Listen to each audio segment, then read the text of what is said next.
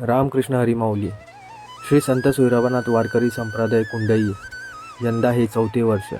तर मित्रांनो, आम्ही सर्वप्रथम श्री संत सोयराबानाथ महाराजांच्या पालखीसह आम्ही श्री नवदुर्गा देवी मंदिरात जाऊन देवीचे दर्शन घेतले, वंदन केले आणि तिच्या चरणी साकडे घातले. नवदुर्गा देवीच्या पवित्र आशीर्वादाने आमच्या पायी वारीला शुभारंभ झाला. ह्या पायी वारीत मिथिल ढवळीकर सर यांची उत्स्फूर्त उपस्थिती लाभली. विठ्ठल विठ्ठल जय हरी विठ्ठल या अखंड नामघोषात भक्तिभावाने आणि उत्साहाने आम्ही पंढरीच्या वाटेवर पहिले पाऊल टाकले. गोव्यातून पंढरीकडे निघणारी पायीवारी ही केवळ प्रवास नसून श्रद्धा, सेवा, समता आणि भक्तीचा अद्वितीय सोहळा आहे.